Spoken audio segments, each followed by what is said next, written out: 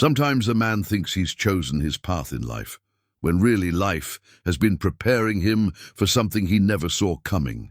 Jake Morrison had spent 15 years alone on his mountain ranch, believing that solitude was his destiny and that love was meant for other men. But when a mysterious woman from the high mountain tribes appears at his door during a fierce winter storm, everything changes. She carries ancient secrets he doesn't understand and speaks of customs that awaken something wild in his heart. What Jake doesn't know is that he's about to become part of a ritual older than the mountains themselves. The woman needs shelter, but what she brings into his life is far more dangerous than any blizzard. What happens when a lonely cowboy discovers he's been chosen by forces he can't control? Before we jump back in, tell us where you're tuning in from. And if this story touches you, make sure you're subscribed, because tomorrow I've saved something extra special for you. The morning mist clung to the valley floor like the memory of dreams half forgotten, and Jake Morrison stood on his covered porch, watching the sun paint the peaks of the Sangre de Cristo Mountains in shades of gold and amber. At 43, his weathered hands wrapped around a tin cup of coffee that had grown cold while he lost himself in the vastness before him. The silence here was different from any other place on earth, not empty, but full of whispers from the wind through pine needles and the distant cry of a red-tailed hawk circling overhead. His ranch sat nestled in a hidden valley, accessible only by a narrow trail that wound treacherously through granite cliffs and stands of aspen that turned the mountainside into liquid gold each autumn. Jake had chosen this place precisely because it was forgotten by the world, a sanctuary where a man could heal from wounds that went deeper than flesh. The closest neighbor was 40 miles away, and the nearest town, Cedar Falls, was a hard day's ride through terrain that had claimed more than one traveler who didn't respect its dangers. Above his stone fireplace hung a simple wooden cross, hand-carved from oak and worn smooth by years of his thumb, tracing its edges during the long winter evenings. Sarah had made it for him during their first year of marriage, back when the future stretched before them like an endless meadow full of promise. Now it served as both comfort and reminder, a testament to faith, tested by loss and love, interrupted by death. The ranch itself bore the marks of a man who understood that survival in these mountains required more than just stubborn determination. Every board, every nail, every stone had been placed with the careful consideration of someone who knew that winter could trap a man for months at a time. The main cabin was built from local pine logs, chinked tight against the cold, with a root cellar dug deep into the hillside and a smokehouse that still held the lingering aroma of last autumn's harvest. Jake's daily routine had become as predictable as the sunrise. Before dawn, he'd tend to his small herd of cattle, hardy highland stock that could survive the bitter mountain winters. Then came the horses, 6 of them, including his faithful mare, Copper, who'd carried him through more adventures than either of them cared to remember. The chickens required attention next, their coop reinforced against the bears and mountain lions that occasionally wandered down from the higher elevations. But it was in the quiet, hours after chores, that Jake revealed the man he'd been, before grief carved away pieces of his heart. His workbench in the barn held projects in various stages of completion: a rocking chair with delicate scrollwork along the arms, a chess set carved from local hardwoods, a music box that played amazing grace when wound. These weren't mere hobbies, but necessities for a man whose hands needed purpose to keep his mind from wandering down dark corridors of memory. In the evenings, by lamplight, Jake would read from the collection of books that lined one entire wall of his cabin. Philosophy, poetry, adventure novels, and treatises on animal husbandry shared space with worn volumes of Shakespeare and a leather-bound Bible that had belonged to his grandfather. Reading had become his connection to the larger world, a way of keeping his mind sharp and his soul nourished during the long months of isolation. The morning routine was as sacred as any church service. Jake would walk the perimeter of his property, checking fence lines and studying the signs that nature left for those who knew how to read them. Animal tracks told stories of nighttime visitors. The behavior of birds hinted at weather changes days in advance. The subtle shifts in wind patterns spoke of seasons turning and the eternal dance between earth and sky. It was during these walks that Jake's military training still served him well. 15 years might have passed since his discharge from the cavalry, but his eyes still automatically catalogued potential threats and escape routes. His ears remained attuned to sounds that didn't belong. The habits of survival died hard, especially for a man who'd seen what he'd seen during the Indian Wars and the brief but brutal conflicts that had shaped the Western territories. Those were memories he tried not to dwell on. The sound of bugles at dawn, the thunder of hooves across the prairie, the weight of responsibility for men who trusted him with their lives. He'd been good at soldiering, perhaps too good. The ability to make life and death decisions in split seconds had served him well in uniform. But it had also built walls around his heart that even Sarah had struggled to breach completely. Sarah. Even now, 15 years after her death, Jake could conjure her voice with startling clarity. She'd been the daughter of a frontier doctor, educated back east, but drawn to the wildness of the Colorado Territory by an adventurous spirit that matched his own. Their courtship had been brief, 3 months from first meeting to wedding. But Jake had known from their first conversation that she was the other half of his soul. The pregnancy had been a joy neither of them had dared hope for after 2 years of marriage. Sarah had glowed with contentment, spending hours planning the nursery and talking to her growing belly about the adventures they'd share. She'd insisted they move to this remote valley, claiming she wanted their child to grow up surrounded by the pure beauty of creation rather than the dusty streets of town.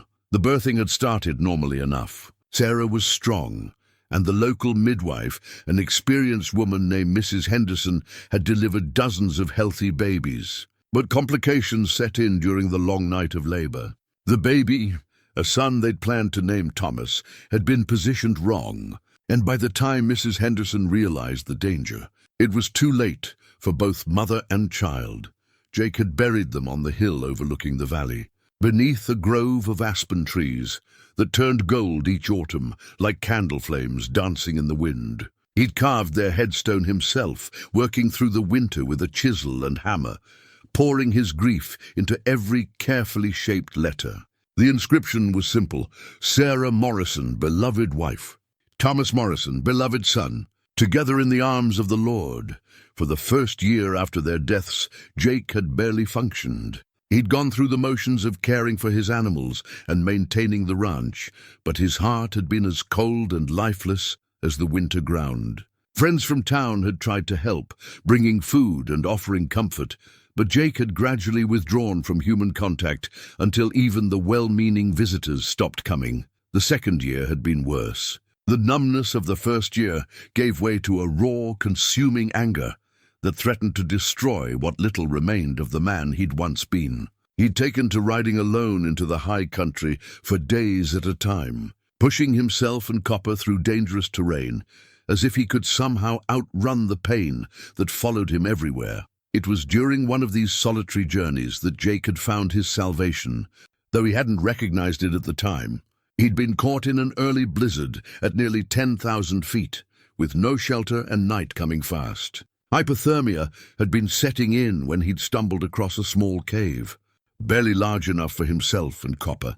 Inside that cave, during the longest night of his life, Jake had finally allowed himself to grieve properly. The tears had come like a flash flood, years of suppressed emotion pouring out of him until he thought he might drown in his own sorrow. But when dawn broke and the storm passed, he'd felt something he hadn't experienced since Sarah's death: peace. That experience had changed him, not by erasing his grief, but by teaching him that isolation and sorrow didn't have to define his existence. He'd returned to the ranch with a renewed sense of purpose, not to forget Sarah and Thomas, but to honor their memory by living a life worthy of the love they'd shared.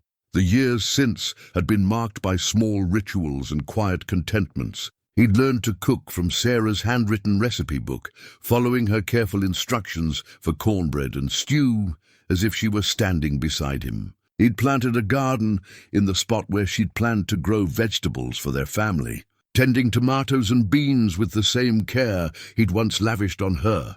Most importantly, he'd learned to find God again in the everyday miracles of his mountain sanctuary. The way morning light transformed frost into diamonds, the trust of a newborn calf taking its first unsteady steps, the simple pleasure of a job well done and a roof that didn't leak when the spring rains came. But even as Jake had found peace with his solitary existence, he'd never quite shaken the feeling that his story wasn't finished. Sometimes, in the deep quiet of winter nights, he'd sense something stirring in the world beyond his valley, a restlessness in the wind, an unusual behavior in the wildlife, signs and portents that spoke to instincts older than civilization. The animals had been acting strangely for weeks now.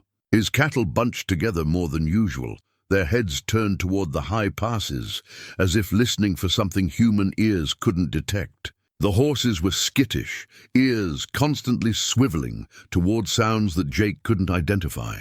Even Copper, usually as steady as bedrock, had taken to snorting and pawing the ground for no apparent reason. The weather patterns had been unusual too. Spring had come early this year, with the snowpack melting faster than normal, and the mountain streams running high and wild. But yesterday the wind had shifted, bringing with it the scent of snow and the kind of electric tension in the air that preceded violent storms. Jake drained the last of his cold coffee and stepped down from the porch, his boots crunching on the thin layer of frost that still covered the ground despite the morning sun. He had work to do, fences to mend, supplies to inventory, preparations to make for whatever weather was coming. But as he walked toward the barn, he couldn't shake the feeling that change was approaching his mountain refuge, and that his carefully ordered world was about to be turned upside down in ways he couldn't yet imagine. The storm struck with the fury of something personal, as if nature itself had chosen Jake's valley for punishment. What had begun as a gentle snowfall at midday transformed by evening into a howling blizzard that bent the pines nearly horizontal and turned the familiar landscape into an alien world of white chaos. Jake had seen plenty of storms in his 15 years on the mountain, but this one carried an edge of malevolence that set his teeth on edge.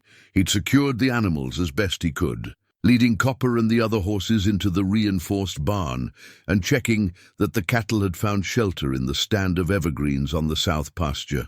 The chickens were safe in their coop, and he'd stacked extra firewood on the covered porch where the wind couldn't scatter it. All that remained was to hunker down and wait for nature to exhaust its rage.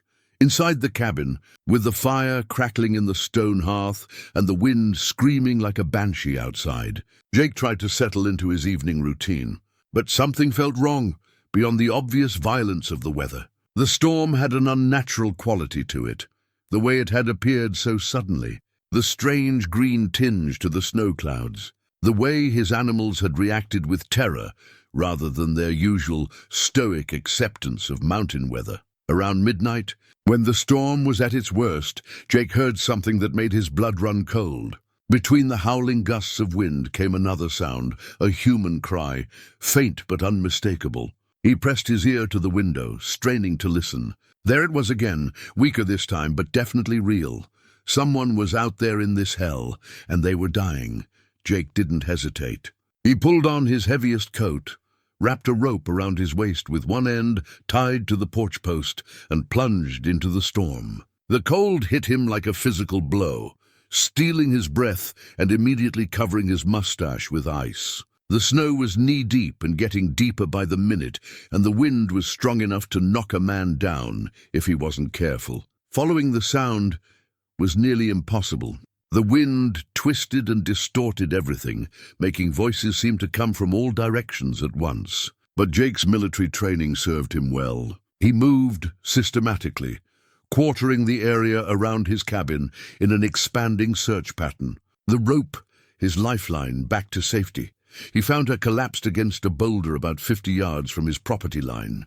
so covered in snow that he almost missed her entirely. At first glance, she might have been a fallen tree branch or a drift of snow shaped by the wind. But something about the form caught his attention. The way the snow had accumulated, the slight movement that wasn't quite natural. Jake brushed away the snow and revealed a face that took his breath away, for reasons that had nothing to do with the cold. She was young, perhaps 25, with high cheekbones and skin the color of burnished copper.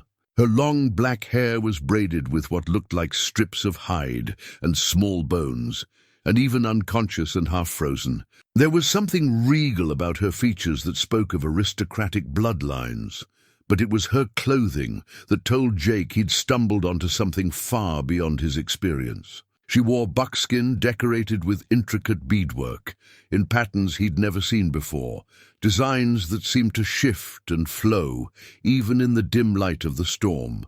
Her moccasins were made from some kind of fur he couldn't identify, and around her neck hung a leather pouch that gave off a strange, sweet scent even through the driving snow.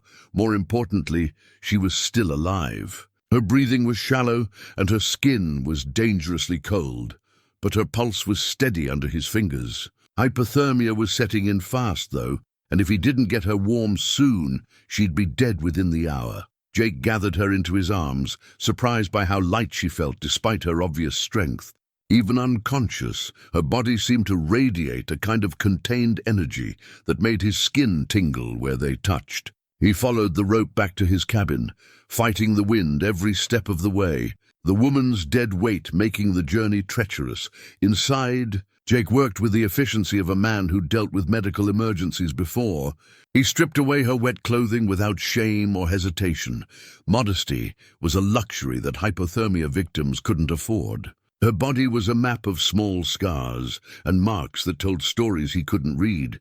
But what struck him most was the obvious fitness of her form. This was a woman who lived by strength and endurance, whose muscles spoke of a life spent in harmony with harsh environments. He wrapped her in his warmest blankets and positioned her near the fire, then set water to heat for warm compresses. Her breathing gradually grew stronger, and color slowly returned to her lips, but she remained unconscious. Jake found himself studying her face in the firelight, struck by its perfect symmetry and the way her features seemed both exotic and familiar. The beaded pouch around her neck drew his attention. It was clearly important to her. She'd clutched it even in unconsciousness, and when he'd tried to move it aside while wrapping her in blankets, her hand had instinctively reached for it. The leather was soft as silk and decorated with symbols that seemed to tell a story, though Jake couldn't decipher their meaning. Small objects inside the pouch clinked softly when it moved, stones perhaps, or pieces of metal. As the night wore on and the storm continued to rage outside, Jake maintained his vigil beside the unconscious woman. He'd moved his chair close to the fire, where he could monitor her breathing and check her pulse regularly. The medical training he'd received during his cavalry days was limited, but he knew the signs of hypothermia recovery and how to watch for complications. Around 3 in the morning, she began to stir. Her eyelids fluttered and soft sounds escaped her lips, not words exactly, but something that might have been singing or prayer. Jake leaned closer, trying to understand, but the sounds were in a language unlike any he'd ever heard. It was musical and flowing, with subtle harmonics that seemed to resonate in his chest. Her eyes opened suddenly, and Jake found himself staring into depths that were neither brown nor black, but something in between, the color of rich earth after rain, flecked with gold that seemed to catch and hold the firelight. For a moment, they simply looked at each other across a gulf of cultural difference and mutual suspicion. Then she tried to sit up too quickly, gasping as the movement sent waves of pain through her still recovering body. Jake reached out instinctively to steady her, and she flinched away from his touch, as if burned. Her hand went immediately to the pouch around her neck, checking that it was still there, and relief flooded her features when she found it safe. "Easy," Jake said softly, the way he might speak to a spooked horse. "You're safe. You were caught in the storm." She stared at him with those remarkable eyes, clearly understanding his tone, if not his words. When she spoke, her voice was like water over stones, musical and strange. The words meant nothing to Jake, but the urgency in them was unmistakable. She was asking questions about where she was, perhaps, or how she'd gotten there. Jake tried gestures, pointing to himself and saying, "Jake," slowly and clearly. She tilted her head, considering, then placed a hand on her own chest and said something that sounded like Ayana. When he repeated it back to her, pronouncing it carefully as Ah-I-Ana, she nodded, and something that might have been a smile flickered across her lips. The rest of the conversation was conducted in the universal language of necessity. Jake showed her the wet clothing he'd removed, hanging by the fire to dry. He pointed to the blankets wrapped around her, then to the storm still raging outside. Gradually, understanding dawned in her eyes. This strange white man had saved her life. But even as gratitude replaced suspicion in her expression, Jake could see something else there. Fear. Not fear of him exactly, but of something larger and more immediate. Her eyes kept darting to the windows, as if she expected something to come crashing through them. Whatever had driven her out into that storm, it wasn't the weather she was running from. As dawn approached and the storm finally began to exhaust itself, Ayana fell into what seemed like natural sleep. But even in rest, her body remained tense, ready to flee at the first sign of danger. Jake found himself wondering what could have scared a woman who obviously lived in these mountains badly enough to drive her out into a killer blizzard. The pouch around her neck pulsed slightly with each breath she took, as if it contained something alive. In the growing light of dawn, Jake could see that the beadwork wasn't just decorative. The patterns seemed to tell a story, with symbols that repeated and evolved across the leather surface. Whatever she was carrying, it was more than just personal belongings. Outside, the wind was dying down, and the snow had changed from the driving horizontal assault of the night to a gentle vertical fall. The storm was passing, but Jake had the feeling that its arrival in his valley marked the beginning of something far more significant than a change in weather. This woman, Ayana, had brought more than just mystery into his carefully ordered world. She'd brought destiny. The morning after the storm dawned crisp and impossibly clear, as if nature was apologizing for its violence with a display of pristine beauty. Jake woke to find Ayana sitting by the window, wrapped in one of his blankets and staring out at the snow-covered valley with an expression of wonder mixed with wariness. Her clothing had dried overnight, and she dressed quietly without waking him, a skill that spoke of a lifetime spent moving through dangerous territory. When she noticed he was awake, she turned toward him and spoke a single word that sounded like a question. Jake couldn't understand the language, but her tone and the way she gestured toward the door made her meaning clear. She wanted to leave. "No," Jake said gently, rising from his chair by the fire where he'd spent the night keeping watch. "The snow's too deep. You'd freeze before you made it a mile." She didn't understand his words, but she caught his tone and the shake of his head. Her response was swift and urgent, a stream of musical syllables that grew increasingly agitated as she pointed toward the high country beyond his valley. Whatever had driven her out into the blizzard was still out there, still a threat in her mind. Jake approached her slowly, keeping his hands visible and his movements non-threatening. When he reached the window, he pointed to the snow that had drifted against his barn, at least 4 feet deep in places. Then he mimed walking, shook his head, and made a gesture across his throat. The meaning was universal: certain death. Ayana studied his face for a long moment, and Jake found himself lost in those remarkable eyes that seemed to shift color with her emotions. Finally, she nodded reluctantly and moved away from the window. But her body language remained tense, coiled like a spring ready to release. Over the next few days, Jake learned more about his unexpected guest through observation and the gradual development of a crude communication system based on gestures, expressions, and the few English words Ayana seemed to pick up with startling quickness. She was intelligent, that much was obvious, and she possessed an almost supernatural awareness of her surroundings that put his own well-honed survival instincts to shame. She could tell when the weather was about to change hours before any visible signs appeared. She knew exactly where each of his animals was at any given moment, even when they were out of sight. Most remarkably, she seemed to understand the moods and intentions of his livestock in ways that defied explanation. Copper, usually suspicious of strangers, had taken to her immediately, allowing her to approach and touch him with a familiarity that had taken Jake years to earn. But it was the obsidian knife that truly revealed the depth of mystery surrounding her. Jake discovered it on the third morning when he caught her performing what could only be described as a ritual. She'd arranged small stones in a complex pattern on his kitchen table, burned what smelled like sage in a shallow bowl, and was using the black blade to make precise cuts in a piece of hide. The knife itself was a work of art, or perhaps something more.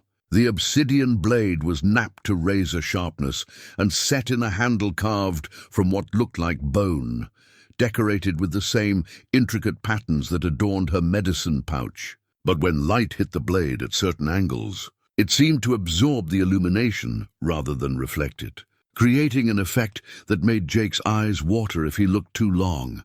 When Ayana realized he was watching her ceremony, she froze like a deer caught in the open.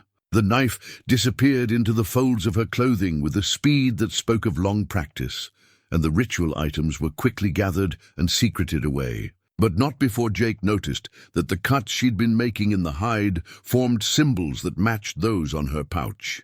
She tried to explain, using the limited vocabulary they'd developed and an elaborate series of gestures. From what Jake could gather, the ritual was some form of prayer or communion with spirits. Whether asking for protection, guidance, or forgiveness, he couldn't tell. But the urgency with which she performed it each morning suggested it was vitally important to her well-being. As her English improved, and she began to trust him more, Ayana shared fragments of her story. She came from what she called the High People, a tribe that lived in the peaks above the tree line, in places where the air was thin and the cold could kill the unprepared. Her people were different from the plains tribes Jake had encountered during his military service. Ancient and set apart from the changing world below, the reason for her flight from them was harder to understand, partly because of the language barrier, and partly because she seemed genuinely confused about what had happened. She spoke of a choosing time, a ceremony that occurred when the seasons changed and the spirits were active. She had been selected for something, an honor, she seemed to think, but when the time came, she had run instead of participating. The fear in her eyes when she talked about it was real and immediate. Whatever this ceremony involved, it had terrified her enough to risk death in a blizzard rather than face it. Jake found himself wondering what kind of ritual could inspire such dread in a woman who was obviously brave and strong. But even as Ayana shared pieces of her past, Jake noticed she was changing. The desperate edge of fear that had marked her first days in his cabin was gradually being replaced by something more complex. She watched him with growing curiosity as he went about his daily routines, and he caught her studying his face when she thought he wasn't paying attention. More significantly, she had begun to help with his work around the ranch. At first, Jake had tried to discourage her participation, partly out of concern for her recovery and partly because he'd grown accustomed to working alone. But Ayana's skills quickly proved invaluable. She could gentle a spooked horse with nothing more than soft words and gentle touches. She knew which plants could treat sick animals and where to find them even under snow. Most remarkably, she seemed to understand the rhythms of the land itself in ways that took ranchers decades to learn. Working alongside her, Jake found himself remembering what it felt like to share tasks with someone who understood the importance of the work. Sarah had helped him in the early years of their marriage, before the pregnancy had slowed her down, and there had been a satisfaction in their partnership that went beyond mere efficiency. With Ayana, he was beginning to rediscover that sense of completion that came from perfectly synchronized effort, but it was more than just practical cooperation. There was an awareness growing between them that had nothing to do with language or culture, and everything to do with the fundamental attraction between a man and a woman. Jake caught himself watching the graceful way she moved, The way her hair caught the light when she worked outside, the unconscious sensuality in her everyday gestures. For her part, Ayana seemed equally aware of him as a man rather than just a rescuer. He noticed how her eyes lingered on his hands when he worked, how she positioned herself so she could watch him without seeming to stare. When they passed each other in the confines of the cabin, there was a tension in the air that had nothing to do with fear and everything to do with possibility. The knife made its appearance more frequently now, but not in the secretive ritual context of those first mornings. Ayana used it as a tool, carving utensils from fallen branches, preparing hides for various purposes, even helping with the preparation of meals. Jake marveled at the skill with which she wielded the obsidian blade. It was clear she'd been trained in its use from childhood, but there were moments when she would pause in her work and stare at the knife as if it held meanings beyond its practical applications. The expression on her face during these moments was troubled, as if the blade reminded her of obligations she'd fled and responsibilities she'd abandoned. One evening, as they sat by the fire after a day of working together to repair storm damage, Ayana surprised Jake by initiating conversation in her halting English. "Jake," she said carefully, pronouncing his name with the musical intonation that characterized her speech. "You alone? Long time?" The question caught him off guard. In the week she'd been in his cabin, they'd focused on practical communication, food, weather, work that needed doing. Personal topics had been too complex for her limited vocabulary and his complete ignorance of her language. "Yes," he said simply. "Long time alone." She nodded as if this confirmed something she'd suspected.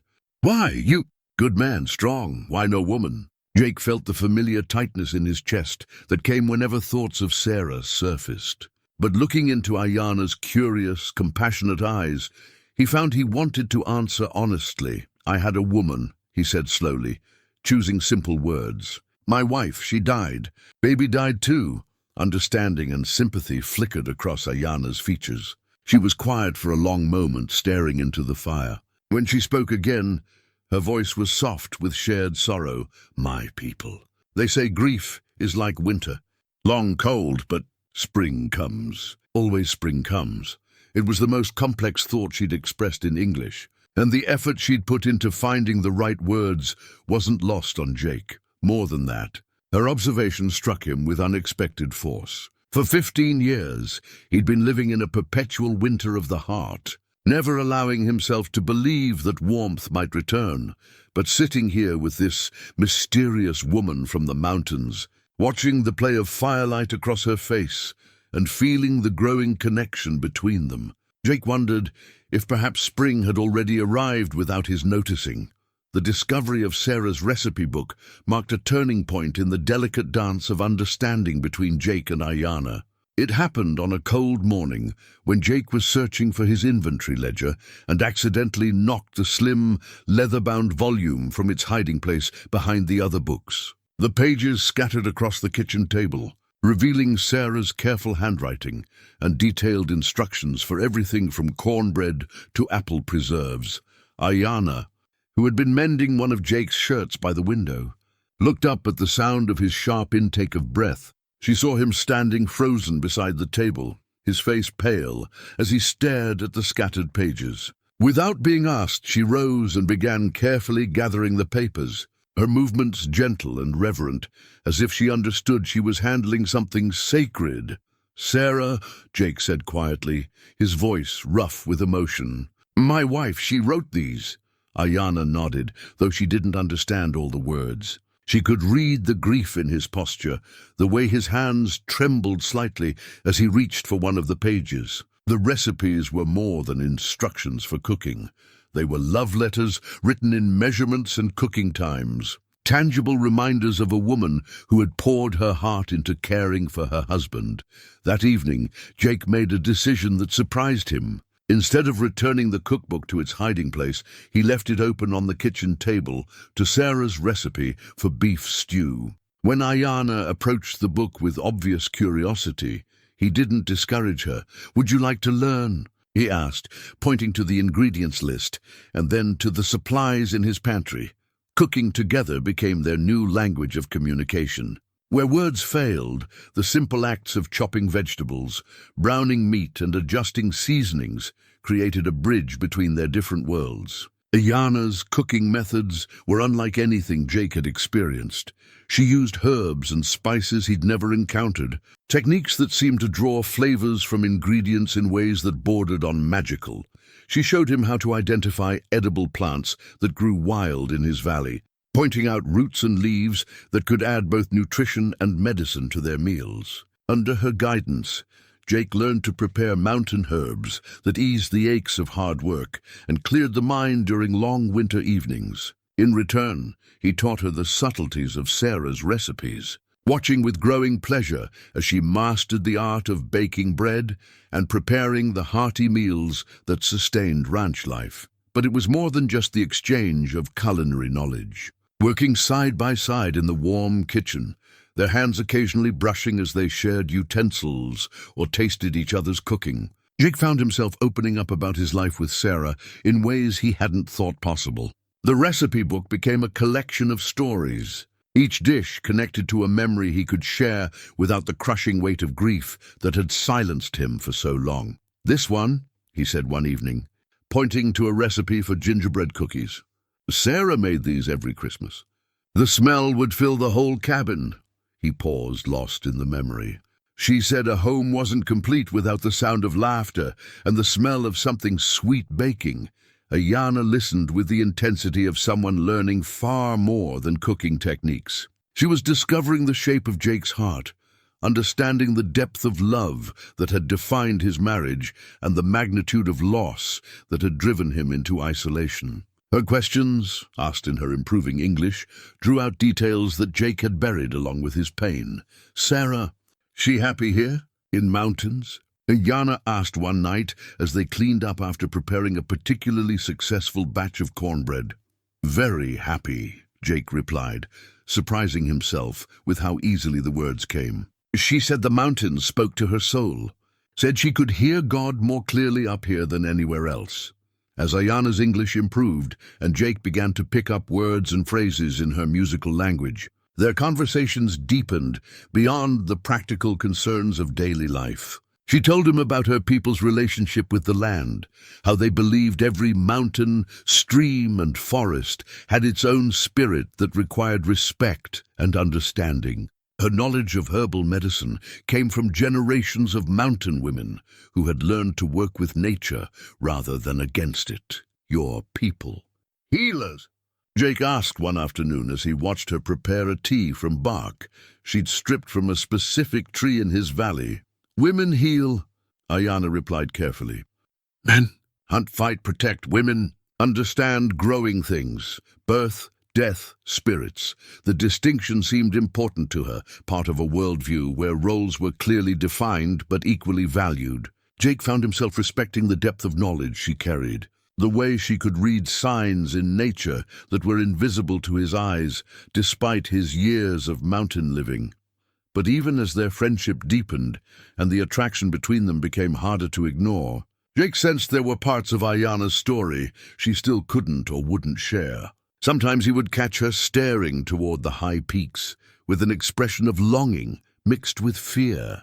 Other times she would wake in the night with tears on her cheeks and words in her own language that sounded like prayers or pleas. The physical awareness between them was becoming impossible to ignore. Jake found himself studying the curve of her neck as she bent over her work, the way her buckskin clothing outlined her figure when she moved. When she laughed at something he'd said or done, the sound went through him like warmth through cold metal. There were moments when their eyes would meet across the cabin and the air between them would crackle with unspoken possibilities. For her part, Ayana seemed equally aware of him as a man. She had taken to braiding small wildflowers into her hair in the mornings, and Jake suspected the practice was more for his benefit than any practical purpose. When she worked beside him, she would find reasons to touch his arm or shoulder, brief contacts that sent electricity racing through his nervous system. The breakthrough came on a particularly warm afternoon when they were working together in Sarah's garden. clearing away the debris of winter and preparing the soil for spring planting. Jake was telling her about Sarah's dream of growing enough vegetables to trade with the town, describing his wife's ambitious plans for expansion and improvement. "She sounds like a strong woman," Ayana said, pausing in her weeding to look at him directly. "Like warrior woman of my people." Jake considered this comparison, struck by its accuracy. "Yes," he said slowly. "She was a warrior, just a different kind of fighting." Ayana nodded and was quiet for a moment. When she spoke again, her voice carried a weight of decision that hadn't been there before. "Jake," she said carefully, "I tell you, why I run from my people, the story that emerged, told in halting English, supplemented by gestures and expressions, painted a picture of ancient traditions and spiritual beliefs that Jake could barely comprehend. Ayana's tribe, the people of the high places, lived according to customs that had been unchanged for centuries. When a woman reached her 25th year, she participated in a ceremony called the choosing, where the spirits would select her life partner through signs and visions. Ayana had been prepared for this ceremony since childhood, trained in the spiritual practices and ritual obligations that would mark her transition from maiden to wife. But when the time came, something had gone wrong. The visions that should have revealed her destined partner had been chaotic and frightening, filled with images of violence and strangers that made no sense within the context of her isolated tribe. "Spirits. They show me face I not know," she said, her hands moving as she tried to explain something that clearly transcended language. "Man with pale skin like snow, blue eyes like winter sky. Not from my people." Jake felt a chill that had nothing to do with the mountain air. The description was uncomfortably specific, and the way Ayana was looking at him as she spoke made the implications clear.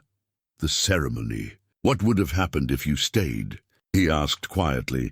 Ayana's face darkened with remembered fear. "If spirits choose, I must accept, no choice. Become wife, bear children for the people. But visions," she shuddered. "Spirits angry, confused, show me danger, death, things I not understand." The pieces of her story began to fall into place for Jake. She hadn't fled from honor or responsibility. She'd run from visions that terrified her, supernatural experiences that had shattered her understanding of her own destiny. And now, sitting in his garden with dirt under her fingernails and wildflowers in her hair, she was looking at him as if he might be the answer to questions she was afraid to ask. The attraction that had been building between them suddenly took on new dimensions. Was this mere coincidence, or was there some larger force at work? Jake had never been a man given to believing in fate or destiny, but the alternative, that Ayana's appearance in his valley during that specific storm was purely random, seemed almost harder to accept. That evening, as they sat by the fire with the cookbook open between them, Jake made a decision of his own. He reached across the space that separated them and took Ayana's hand in his. Her skin was warm and calloused from hard work, and when she didn't pull away, he lifted her fingers to his lips and kissed them gently. "Whatever brought you here," he said quietly. "I'm grateful." Ayana's response was to lean forward and press her forehead against his, a gesture that seemed to come from her own cultural traditions. In the firelight, with their faces close enough to share breath, Jake could see gold flecks in her dark eyes that seemed to dance with inner light when she kissed him. It was with a tenderness that spoke of new beginnings rather than desperate passion. Her lips were soft and warm, and she tasted of the mint tea they'd shared after dinner. It was a kiss full of promise and possibility.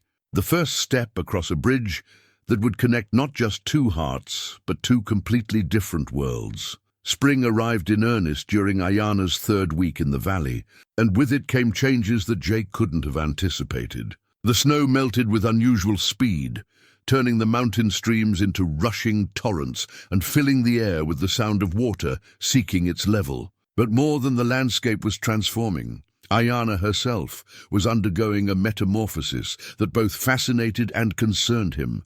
The first sign was the necklace, Jake had noticed the leather cord around her throat from the beginning, barely visible beneath her clothing and seemingly ordinary, except for the way she never removed it. But as the days grew longer and warmer, the necklace began to change. What had appeared to be simple leather now seemed to pulse with a subtle inner light, and the pendant that hung from it, previously hidden, occasionally slipped into view during her work. The pendant was unlike anything Jake had ever seen. It appeared to be carved from a stone that shifted color depending on the light, sometimes deep green like forest shadows, other times brilliant gold like sunlight through autumn leaves. But most remarkably, it seemed to generate its own warmth. When Ayana worked in the cooler mornings, Jake could see steam rising faintly from the area around her throat, as if the necklace was a coal that never quite cooled. Ayana's behavior was changing too, in ways that stirred something primal in Jake's awareness. She had always been graceful, but now her movements carried a sensual quality that seemed unconscious yet deliberate. When she worked in the garden, her body swayed in rhythms that had nothing to do with the task at hand. When she walked, there was a new fluidity to her stride that drew his eyes despite his efforts to maintain respectful distance. More concerning were the changes in her sleep patterns. Jake had given her his bed while he took the chair by the fire, arrangement that had seemed natural and proper. But now he would wake in the night to find her moving restlessly, murmuring in her own language with an urgency that sounded almost like prayer. Sometimes she would rise and pace the cabin in the darkness, her bare feet silent on the wooden floors as she moved with the unconscious grace of a wild creature. During these midnight wanderings, the necklace would glow more brightly, casting strange shadows on the cabin walls that seemed to move independently of Ayana's form. Jake pretended to sleep during these episodes, but he watched through barely opened eyes as she performed what could only be described as a dance, flowing movements that seemed to follow some internal rhythm, her arms weaving patterns in the air that felt significant despite their apparent randomness. The changes weren't limited to nighttime. During the day, Ayana's senses seemed to be sharpening beyond normal human capability. She could detect the approach of weather changes days in advance, not through observable signs, but through some internal awareness that defied explanation. She knew when the cattle were agitated before Jake could see any behavioral changes. Most remarkably, she seemed to understand the emotions and intentions of every living thing in the valley. "Storm coming," she announced one clear morning when the sky was cloudless. "And the wind was calm, how can you tell?" Jake asked, scanning the horizon for any sign of changing weather. Ayana placed a hand over her heart, then gestured toward the mountains. "Feel it here, land speaks, 3 days, maybe 4. She was right, of course. The storm arrived exactly when she'd predicted. A late spring squall that brought hail and wind, strong enough to damage trees. Jake found himself wondering what other knowledge she carried, what other connections to the natural world she possessed. But it was the effect she was having on him that proved most troubling. Jake had thought himself beyond the reach of physical desire after 15 years of celibacy, but Ayana's presence was awakening appetites he'd assumed were buried with his youth. The way she moved, the scent of herbs and wildness that clung to her clothing, the sound of her voice speaking his name, with that musical accent, all of it combined to create a constant awareness of her as a woman that was becoming harder to ignore. The turning point came on a particularly warm afternoon when they were working together to repair the roof of the chicken coop. Ayana had climbed up to pass him tools, and the combination of physical exertion and spring warmth had caused her to remove her outer buckskin shirt. Underneath, she wore a simple garment that outlined her figure in ways that made Jake's mouth go dry. When she stretched to hand him a hammer, the necklace slipped free of her clothing entirely, and Jake got his first clear look at the pendant. It was carved in the shape of a wolf's head, so detailed that it seemed ready to howl, and the stone it was made from seemed to contain actual light rather than merely reflecting it. But more than its appearance, the pendant radiated a warmth he could feel from several feet away. "Ayana," he said carefully, "that necklace, what is it?" She looked down at the pendant, and for a moment her face went pale. She tucked it quickly back beneath her clothing, but not before Jake noticed that her hands were trembling. "Is protection," she said, her English becoming more halting when she was emotional. "From my grandmother and her grandmother. Very old, very powerful." "Powerful how?" Ayana struggled to find words, her frustration with the language barrier evident. Finally, she gave up on English and spoke a stream of musical syllables that sounded like explanation, or perhaps confession. When she finished, she looked at Jake with eyes that seemed to plead for understanding. "I'm sorry," Jake said gently. "I don't understand." She nodded, clearly having expected as much. But then she did something that surprised him. She reached for his hand and placed it over the pendant, still hidden beneath her clothing. The effect was immediate and startling. Heat raced up Jake's arm from the point of contact, but it wasn't painful. It was like touching sunlight made solid. More than that, for just a moment, he could sense something beyond his normal understanding. Images flashed through his mind, vast mountain peaks touched by starlight, ceremonies conducted around fires that burned with unnatural colors, people who moved through landscapes that seemed more dream than reality. Jake jerked his hand back, breathing hard. "What was that?" "My people. We are connected to land, to seasons, to—" She struggled for words that didn't exist in English. "When time comes for choosing mate, body changes. Spirit changes. Necklace shows. Shows when ready." The implications of her words hit Jake like a physical blow. The changes he'd been observing, the increased sensuality of her movements, the restless nights and strange behaviors. They weren't random developments. They were part of some biological or supernatural cycle that she was powerless to control. "The ceremony you ran from," he said slowly. "It was about this, about choosing a mate?" Ayana nodded miserably. "Every woman of my people, when 25 winters pass, spirits choose man for her. A body prepares for babies, for becoming wife. Cannot stop, cannot change. Like river must flow to sea." Jake felt the world shifting around him as he processed this information. The woman he'd been falling in love with wasn't just mysterious or exotic. She was literally in the throes of some ancient mating ritual that operated according to rules he couldn't begin to understand. "And the visions you saw during the ceremony, they showed you a white man with blue eyes?" "Yes," she whispered. "Spirits confused, angry. Show me strangers, show me leaving my people, show me—" She gestured helplessly around the valley. "Show me this place, this life. But how can be? You not of my people, not chosen by elders.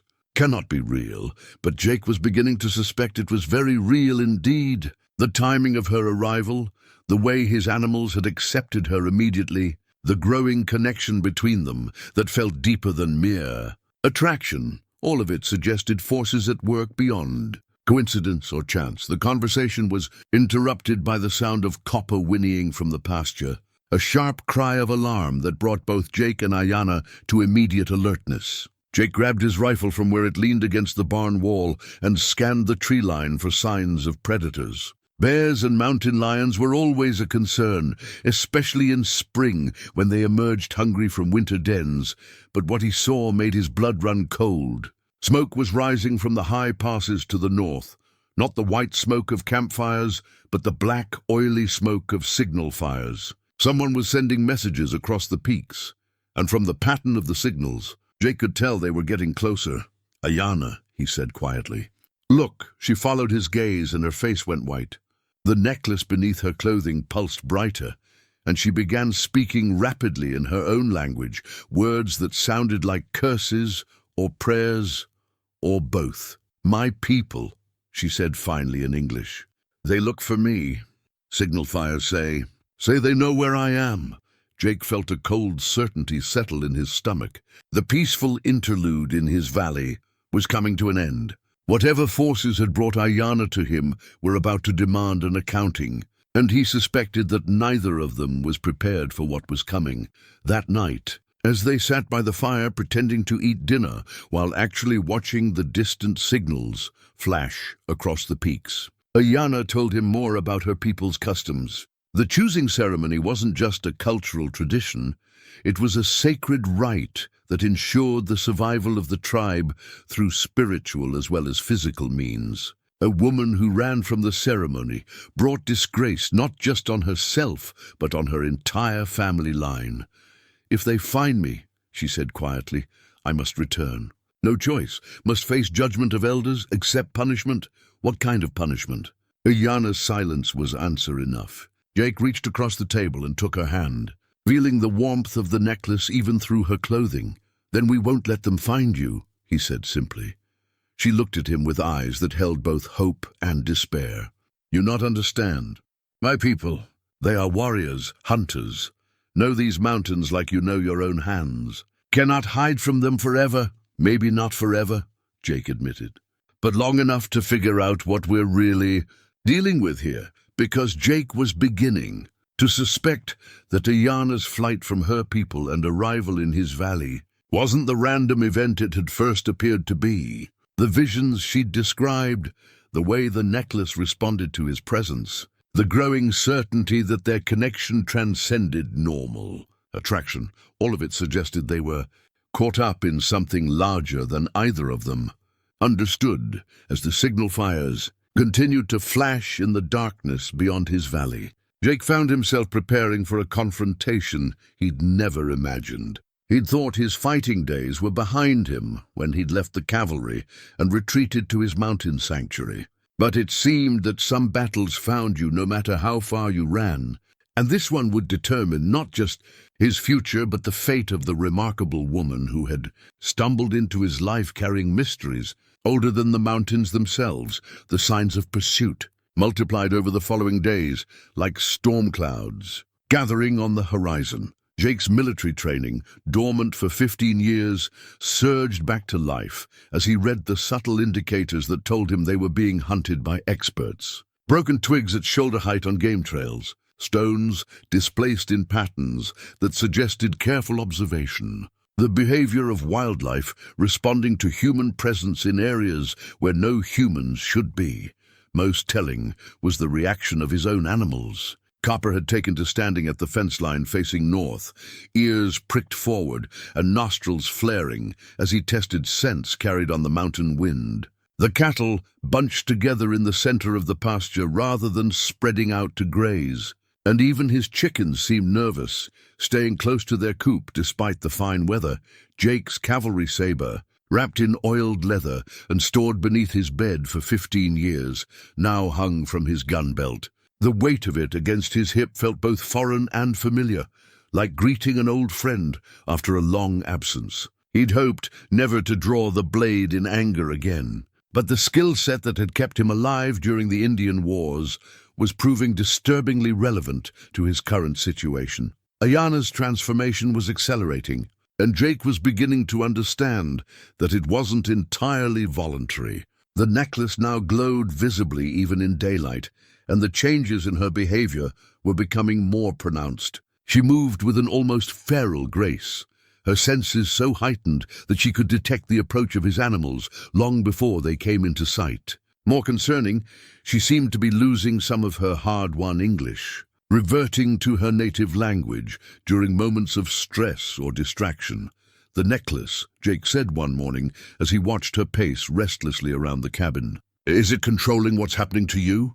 Ayana paused in her pacing and looked down at the pendant, visible now through her clothing as a pulsing source of golden light.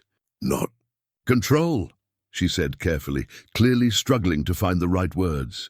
"Is part of me. Like heartbeats, like blood flows. Cannot stop, but it's getting stronger. Yes, when time comes for choosing, necklace calls to mate spirit in man. Calls across mountains, across great distances. Cannot ignore, cannot refuse." Jake felt a chill despite the warm morning air. "And the man who's supposed to respond to that call? Spirits choose. Sometimes man from tribe, sometimes—" She gestured vaguely toward the broader world beyond the mountains. "Sometimes spirits choose stranger. Very rare, but happens." The implications were becoming clear to Jake, and they weren't comforting. If Ayana's people believed she was destined for a man outside their tribe, specifically for him, then her flight from the ceremony wouldn't be seen as mere rebellion. It would be viewed as interference with the will of their gods. Their first real argument came that afternoon, triggered by Jake's announcement that he was riding to town for supplies. They were running low on flour and ammunition, and more importantly, he wanted to send word to the territorial authorities about the possibility of tribal activity in the area. It was a precaution born of military experience. Always secure your lines of communication and supply. No, Ayanna said flatly when he explained his plans. You cannot leave. I'll only be gone 2 days, Jake replied patiently. 3 at the most. You'll be safe here. Not about safe, she snapped, her eyes flashing with an anger he'd never seen before. Is about what happens when you go. She struggled to explain, mixing English with her own language in her frustration. From what Jake could gather, his departure would somehow interfere with the connection the necklace was trying to establish between them. The longer they were apart, the more difficult it would become for the spiritual forces at work to complete whatever process they'd initiated. That's superstition, Jake said, though he wasn't entirely sure he believed it. I need those supplies, and I need to warn people about your tribal warriors. You not understand. Ayanna's voice rose to nearly a shout. Is not superstition. It's like river being dammed. Water must flow or builds up, becomes dangerous. We apart too long, necklace becomes confused, angry. Might choose another man, She stopped abruptly, but Jake caught the implication. Might choose one of the warriors hunting you? Ayanna nodded miserably. If bonding not complete when they find me, spirits might decide I belong to one of them instead. Takoda, maybe, or Black Wolf. Strong men, good hunters, but... She looked at Jake with eyes full of pain. Not you. The argument revealed the depth of cultural misunderstanding between them. Jake approached the situation like a military problem to be solved through tactics and preparation. Ayanna saw it as a spiritual crisis that could only be resolved through acceptance of forces beyond human control. Neither could fully comprehend the other's perspective, and the frustration of that barrier drove them further apart just when they needed to be closest. Jake left for town the next morning despite Ayanna's protests. He told himself it was necessary, that practical concerns outweighed supernatural worries. But as he rode away from the valley, he couldn't shake the feeling that he was making a terrible mistake. The feeling proved justified when he returned 2 days later to find his cabin empty and signs of struggle in the yard. Furniture had been overturned, and there were moccasin prints in the soft earth around his porch, at least 6 different men, moving with the coordinated precision of a war party. But most chilling was the absence of any sign of serious violence. No blood, no torn clothing, no indication that Ayanna had been hurt during her capture. The warriors had been careful and professional, taking her without unnecessary brutality, but they'd also left a message that was unmistakably clear, a single black feather tied to his door with sinew, the universal symbol of death among the Plains tribes. Whether it was a warning or a promise, Jake couldn't tell, but the meaning was obvious enough. His interference in their tribal affairs had been noted and would not be tolerated. Jake's military training took over as he studied the scene. The war party had come from the north, as expected, but they'd left heading northwest rather than back the way they'd come. That suggested they weren't returning directly to their home territory, but were taking Ayanna somewhere else first, possibly to a neutral location where the interrupted ceremony could be completed, or perhaps to a place where she could be held until the tribal elders decided her fate. The tracking was challenging, but not impossible. The warriors were skilled, but they were also moving quickly with a captive, which limited their ability to conceal their passage completely. Jake found broken branches at precisely the right height for mounted riders, disturbed ground where horses had been pushed harder than normal, and most tellingly, small pieces of buckskin that seemed to have been deliberately torn from Ayanna's clothing and left where a skilled tracker would find them.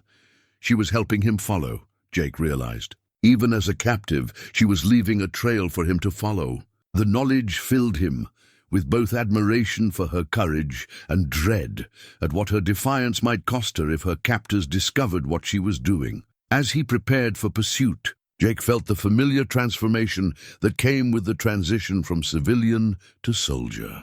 His movements became more efficient, his senses sharper, his mind focused on the tactical requirements of the mission ahead. But this wasn't like his cavalry days, when he'd been one of many soldiers following orders in service of abstract military objectives. This was personal in ways that went deeper than duty or honor. Ayanna wasn't just a woman he'd grown to care about. She was becoming the center of his world in ways he was only beginning to understand. The thought of her in the hands of men who might hurt her or force her into a marriage she didn't want filled him with a cold rage that he hadn't felt since Sarah's death.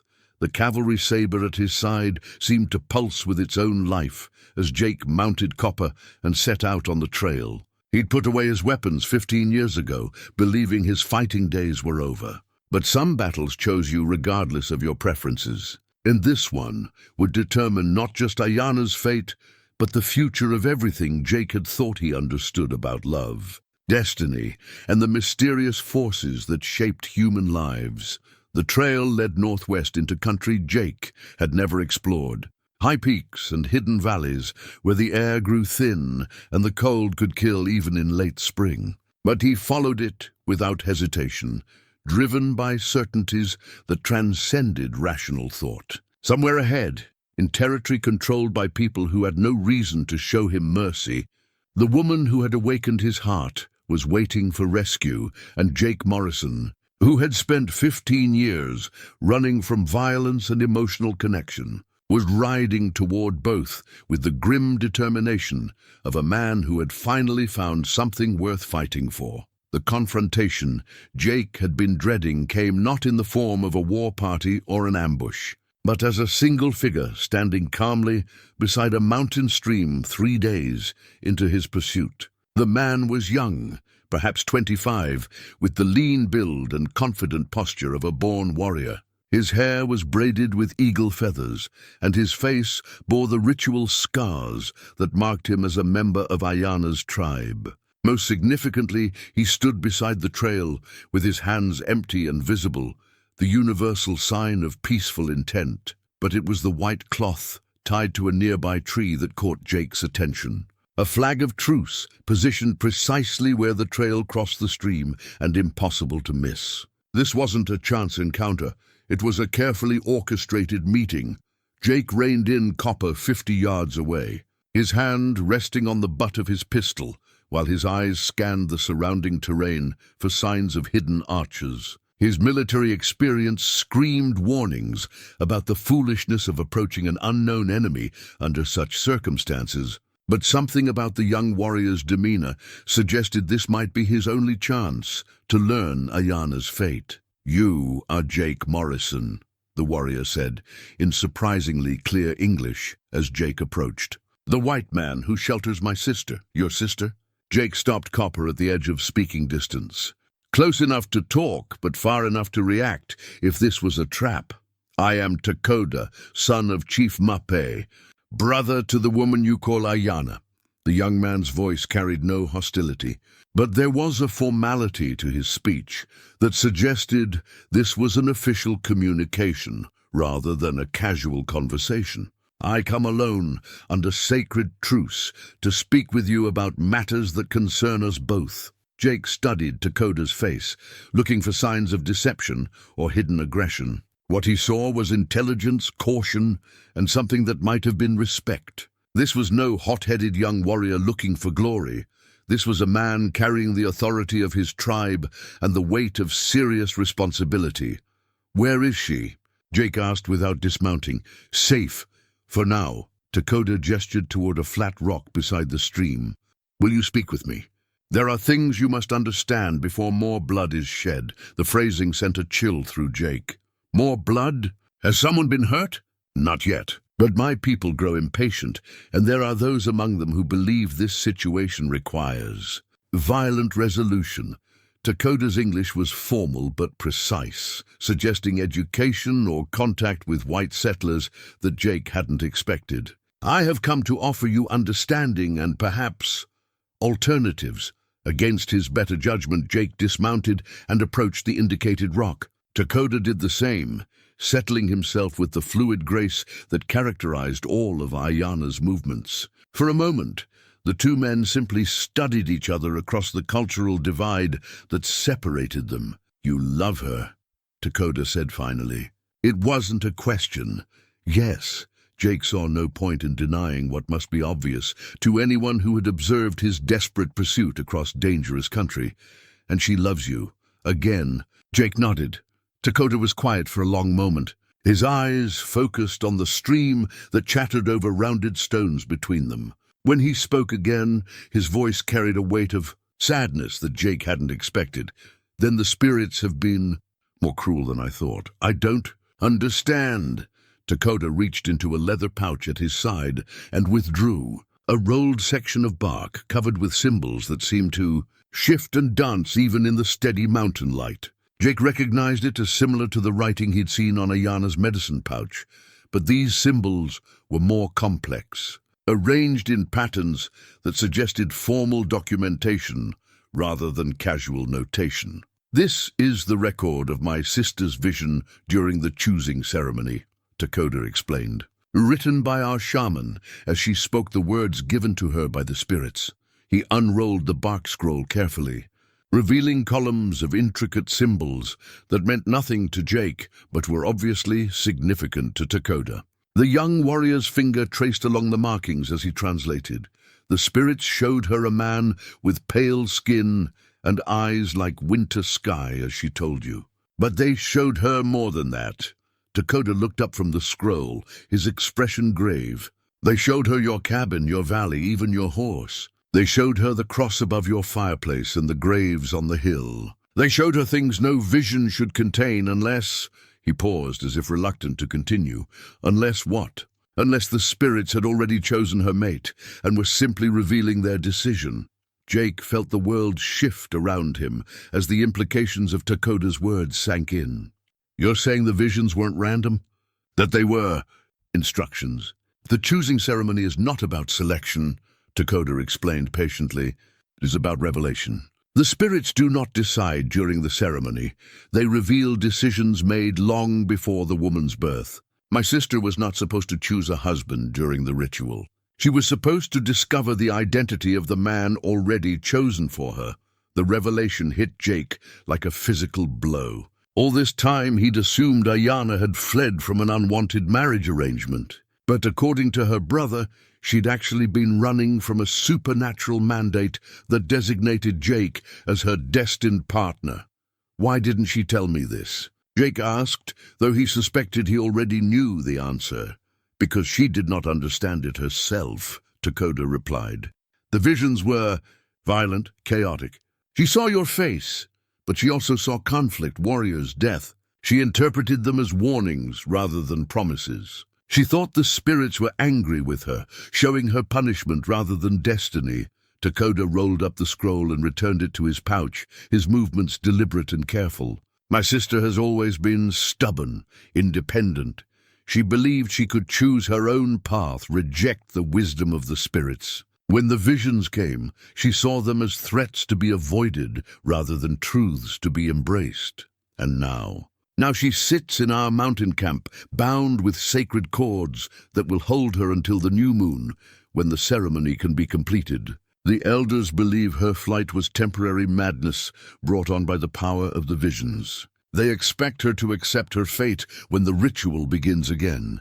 Jake stood up abruptly, his hand moving instinctively toward his weapon. "She's a prisoner. She is being prepared," Takoda corrected, though his tone suggested he wasn't entirely comfortable with the distinction. "The ceremony requires willing participation. If she continues to resist when the time comes, other measures will be considered." "What kind of measures?" Takoda's silence was answer enough. Jake had heard stories during his cavalry days about tribal customs for dealing with women who violated sacred laws. The punishments were usually permanent and often fatal. "There has to be another way," Jake said desperately. "Perhaps." Takoda stood as well, his posture suggesting their conversation was nearing its end. "But it would require you to understand the true nature of what is happening here. Then explain it to me." Takoda studied Jake's face for a long moment, as if weighing whether the white man could comprehend truths that transcended his cultural understanding. My people believe that some bonds are forged in the spirit world before souls take physical form, he said finally. These connections transcend death, distance, even the boundaries between different peoples. When the spirits show such a bond during the choosing ceremony, it is not a suggestion, it is recognition of something that already exists. Jake felt a strange resonance in the young warrior's words, as if they explained sensations and experiences he'd been having without understanding their significance. The instant connection he'd felt with Ayana, the way his animals had accepted her immediately, the sense that her presence in his valley had completed something that had been incomplete. All of it suddenly made sense within the framework Takoda was describing. You're saying we were destined before we ever met? I am saying the spirits do not make mistakes, Takoda replied. And I am saying that my sister's resistance to her fate is bringing danger to both our peoples. The weight of responsibility settled on Jake's shoulders like a physical burden. This wasn't just about his feelings for Ayana, or even her feelings for him. According to Takoda, their connection was part of some larger spiritual design that neither of them could safely ignore. What do you want from me? Jake asked. Come to our camp. Submit to the trials that prove spiritual worthiness. If you succeed, the elders will recognize the validity of the bond and allow the ceremony to proceed. If you fail, Takoda shrugged, then my sister will be freed from her visions and given to a man of our own people. And if I refuse, then you condemn her to death, Takoda said bluntly, because she will never accept another man as long as she believes you might come for her. And our laws have no tolerance for women who reject the will of the spirits. The choice, Jake realized, wasn't really a choice at all. Ayana's life hung in the balance, and the only way to save her was to submit himself to trials designed by people who had no reason to want him to succeed. But looking into Takoda's eyes, Jake saw something that gave him hope. The young warrior didn't want his sister to die any more than Jake did. These trials, Jake said carefully, are they designed to kill me? They are designed to test whether you are worthy of a woman chosen by the spirits, Takoda replied. Many men have attempted them. Some have succeeded, and the others did not. The implication was clear, but Jake had faced death before in service of causes far less important than the woman he loved. The difference this time was that failure wouldn't just mean his own death, it would doom Ayana as well. When? Jake asked simply. The new moon rises in 4 days. You must come to our camp by sunset tomorrow, or the opportunity will be lost forever. Takoda mounted his horse with the same fluid grace that characterized all his movements. Follow the stream north until it forks, then take the eastern branch into the high country. Look for the smoke of our fires. As the young warrior prepared to leave, Jake called out one last question. Why are you helping me? Why not just let your sister marry one of your own people? Takoda paused, his expression softening slightly. Because I have seen what happens to women who are forced to accept mates not chosen by their hearts. They become like flowers transplanted to wrong soil. They survive, but they never bloom. He gathered his reins and looked directly at Jake. My sister has been blooming since she met you, white man. I will not be the one to kill that flower. With that, Takoda rode away, leaving Jake alone beside the mountain stream with a choice that wasn't really a choice, and 4 days to prepare for trials that might well be the last thing he ever faced. But as he mounted Copper and began the journey toward what could be his death, Jake felt something he hadn't experienced since the day he'd buried Sarah and Thomas, a sense of purpose that transcended his own survival. Ayana was waiting for him in the high country, bound by sacred cords and facing a fate worse than death if he failed to prove himself worthy in the eyes of her people. The cavalry saber at his side seemed to whisper promises of violence to come. But Jake's mind was focused on something more important than weapons or tactics. For the first time in 15 years, he was riding toward a future instead of away from the past. And whatever trials awaited him in the mountains ahead, He would face them with the certainty that some things, some people, were worth any risk, any sacrifice, any price the spirits might demand.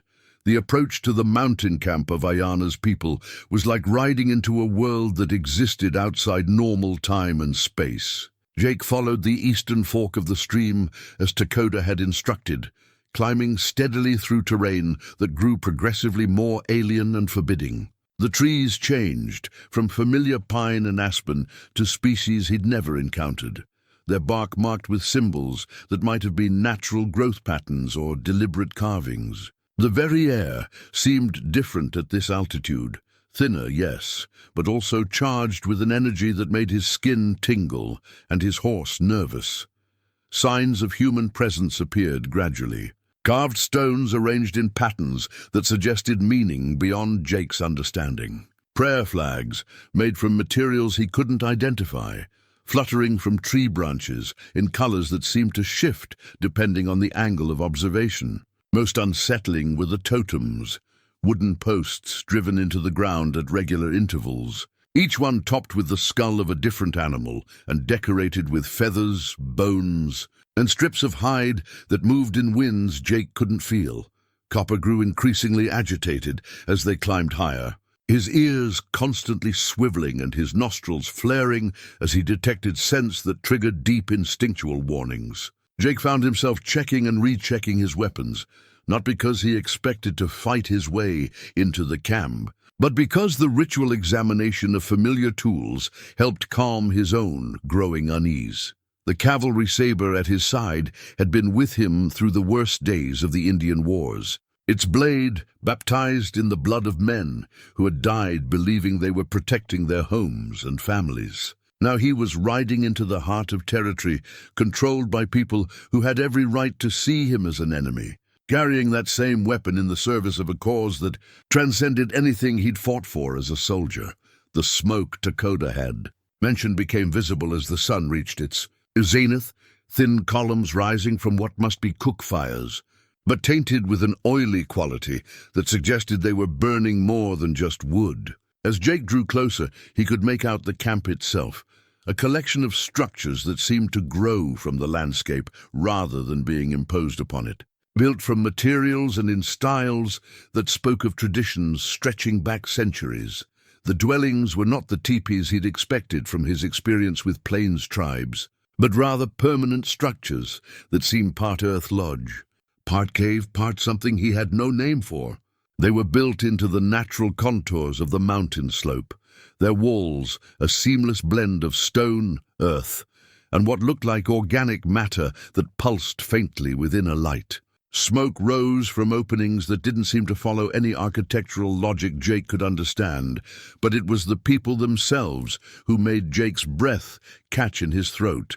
There were perhaps 50 individuals visible in the camp, and while they were clearly human, they possessed a presence that set them apart from any people he'd encountered during his years on the frontier. They moved with a fluid grace that seemed almost supernatural, and their features, while recognizably Native American, carried a refinement and otherworldly quality that spoke of bloodlines isolated from the broader currents of human history. The men were tall and lean, their bodies marked with intricate tattoos that seemed to shift and flow across their skin. The women possessed a beauty that was both earthly and ethereal, their hair braided with ornaments that caught and reflected light in impossible ways. Children played among the adults with the same uncanny grace, their laughter carrying musical harmonics that resonated in Jake's chest. All activity in the camp ceased as Jake rode into view. 50 pairs of eyes turned toward him with expressions that ranged from curiosity to hostility, and the silence that fell was so complete that Jake could hear his own heartbeat thundering in his ears. Copper's hooves on the stone path sounded unnaturally loud, and Jake found himself hyper-aware of every creak of leather, every clink of metal from his equipment. At the center of the camp stood a structure that was clearly the most important, larger than the others and decorated with symbols that seemed to glow with their own inner fire. From this building emerged a figure who could only be Chief Mape, Ayana and Takoda's father. He was a man in his 60s, but age had refined rather than diminished him. His presence filled the space around him like a physical force, and when his eyes met Jake's, the white man felt as if his soul was being weighed and measured by standards he couldn't comprehend. Behind the chief came Takoda, and behind him, flanked by two warriors carrying eagle feathers and wearing paint that marked them as guardians of sacred ceremonies, came Ayana. Jake's heart nearly stopped when he saw her. She was dressed in white buckskin, decorated with beadwork so intricate it seemed to move in the mountain light, and her hair was braided with flowers and feathers in patterns he'd never seen before. But it was her eyes that hit him like a physical blow. They held a mixture of hope, fear, and desperate love that made his chest tighten with emotion.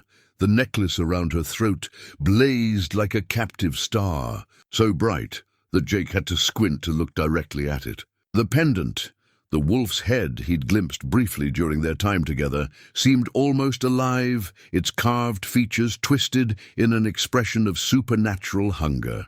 Whatever forces the necklace channeled were reaching their peak, and Jake could feel the pull of them, even from across the camp. Chief Mape stepped forward and spoke in his own language, his voice carrying the authority of absolute command. Takoda translated, his tone formal and ceremonial. "My father welcomes Jake Morrison to the sacred ground of the people of the high places. He says that you have come seeking that which was never yours to claim, but which the spirits may have given you nonetheless." Jake dismounted slowly, keeping his movements deliberate and respectful. Military protocol from his cavalry days guided his actions. When entering potentially hostile territory, show strength without aggression, respect without submission. "Tell your father that I have come seeking the woman who holds my heart," Jake replied, "and that I will face whatever trials are required to prove myself worthy of her." The translation sparked a murmur of conversation among the assembled tribe members. Jake caught fragments of their discussion, some voices expressing skepticism, others curiosity, a few that carried tones of anger or outright hostility. It was clear that his presence was controversial, that there were those among Ayana's people who would prefer to see him dead rather than risk contaminating their bloodlines with white influence. Chief Mapi raised his hand for silence, then spoke again at length. This time, Takoda's translation carried a weight of ritual formality that made it clear they were entering the realm of sacred law rather than mere negotiation. The trials will begin at sunset and continue through the night until dawn. You will face 3 tests of courage, of wisdom, and of spiritual worthiness. Success in all 3 will prove that the spirits have truly chosen you for our daughter. Failure in any will result in your death and her assignment to a man of our people." Jake nodded his understanding, though his mouth had gone dry at the finality in Takoda's voice. "I accept," but Chief Mape wasn't finished. He gestured toward Jake's weapons and spoke words that needed no translation. "You must surrender your guns and blade," Takoda explained. "The trials are not about the skills of war, but about the qualities that make a man worthy of a woman chosen by the spirits." Jake hesitated for only a moment before unbuckling his gun belt and drawing the cavalry saber from its sheath. The weapons had been his companions through years of danger, the tools that had kept him alive when lesser men had died. Handing them over felt like surrendering pieces of his identity.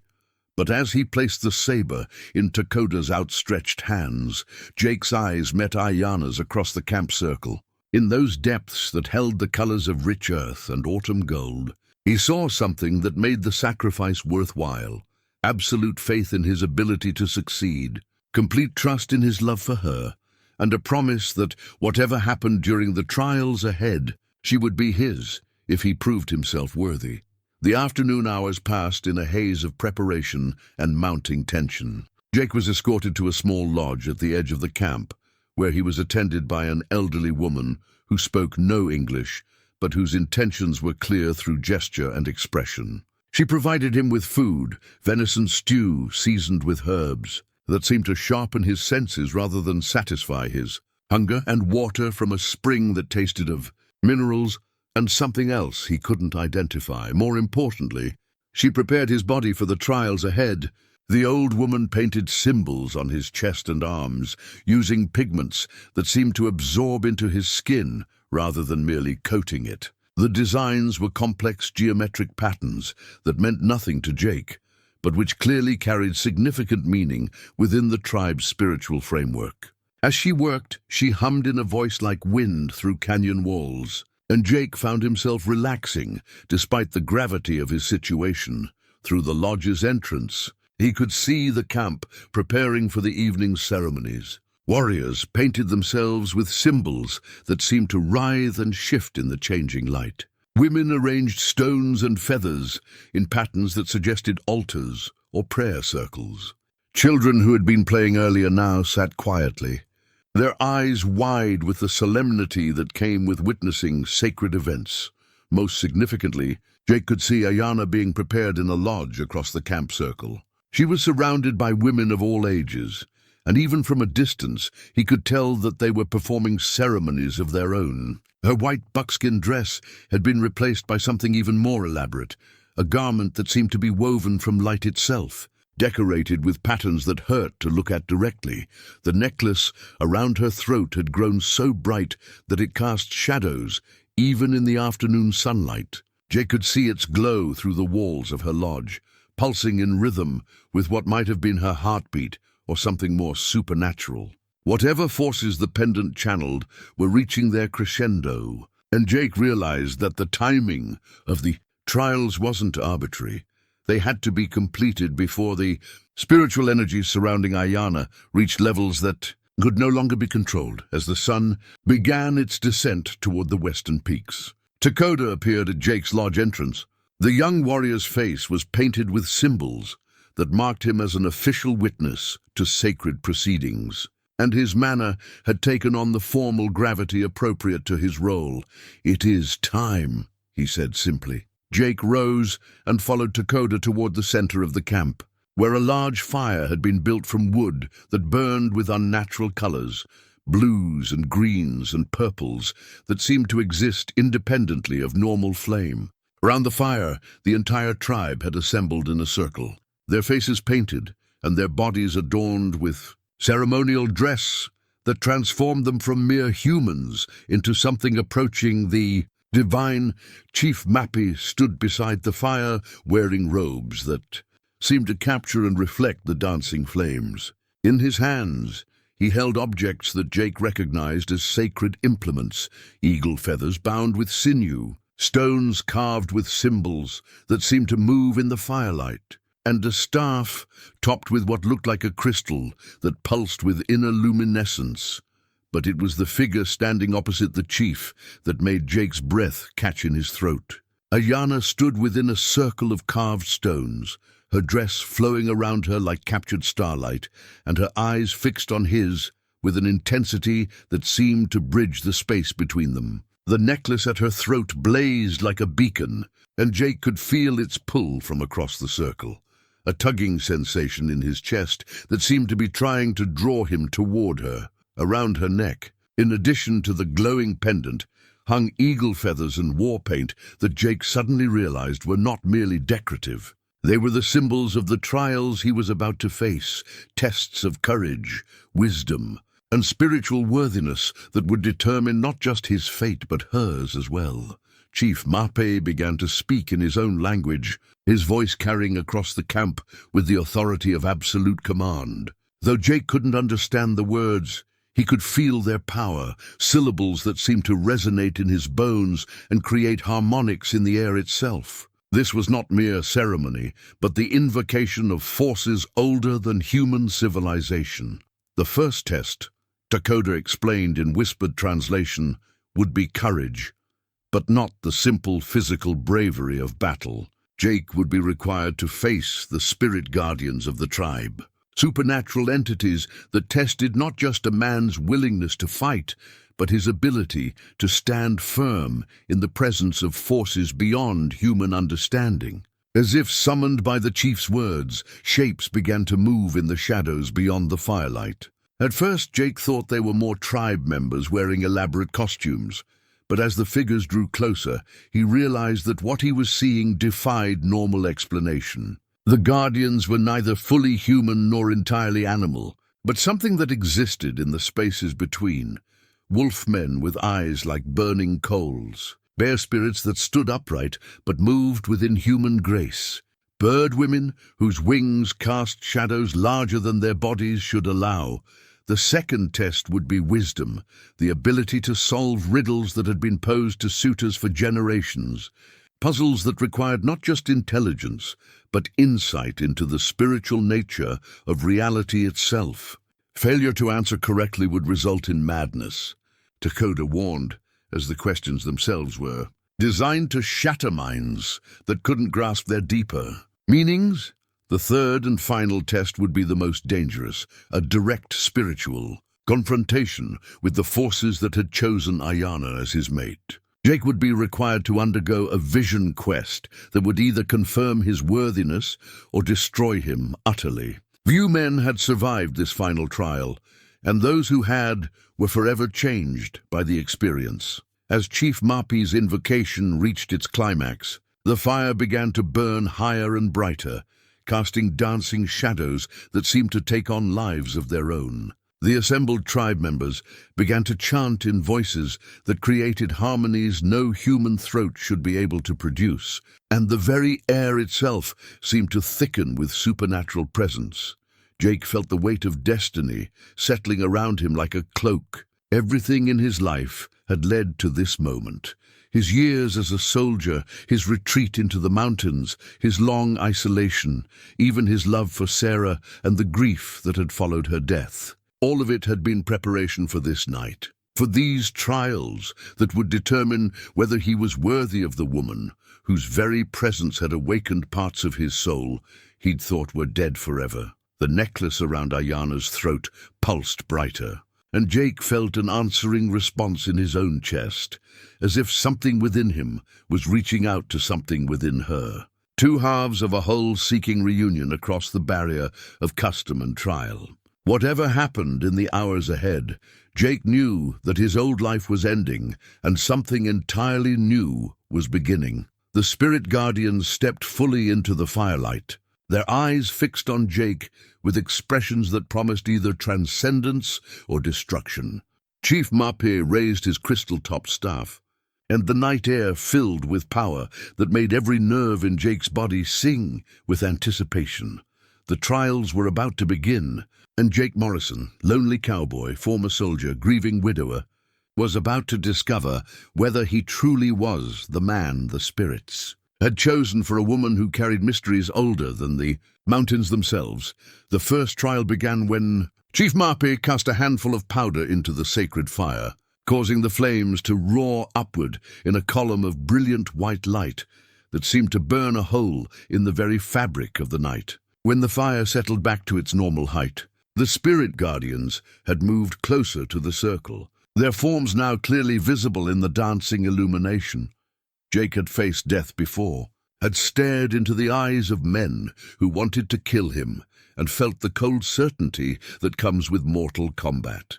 But this was different. The Guardians weren't merely dangerous, they were impossible, creatures that challenged his understanding of reality itself. The wolf spirit stood nearly 8 feet tall on its hind legs, its fur seeming to absorb light rather than reflect it, while its eyes burned with intelligence that was definitely not animal. The bear guardian moved with a fluid grace that no earthly bear possessed, and the bird woman's wings cast shadows that writhed and twisted independently of her movements. "You must stand your ground," Dakota whispered from beside the fire. "Show no fear, no weakness. They will test not just your courage, but your ability to face the unknown without losing your sanity." Jake stepped forward into the center of the circle, acutely aware that he faced these supernatural entities with nothing but his bare hands and whatever inner strength he could muster. The wolf spirit approached first, its massive head lowered and its lips pulled back to reveal teeth that gleamed like polished obsidian. When it was close enough that Jake could feel its breath, which smelled of winter wind and ancient forests, it began to circle him slowly. The test wasn't about fighting, Jake realized. It was about enduring. The wolf spirit was searching for weakness, for the crack in his resolve that would mark him as unworthy. Jake forced himself to remain motionless as the creature completed its circle, resisting every instinct that screamed at him to run or strike out in self-defense. When the wolf spirit finally stopped directly in front of him, Jake looked into its burning eyes and saw something that made his blood run cold. The creature wasn't just testing his courage, it was showing him visions of what failure would mean. In those supernatural depths, Jake saw Ayana bound to an altar of carved stone, saw her spirit being crushed under the weight of unwanted marriage, saw her bright light slowly dimming until nothing remained but empty compliance. "No," Jake said quietly, the word emerging from some deep place in his soul. "That will not happen." The wolf spirit's ears pricked forward, and something that might have been approval flickered in its fiery gaze. It backed away slowly, making room for the bear guardian to approach.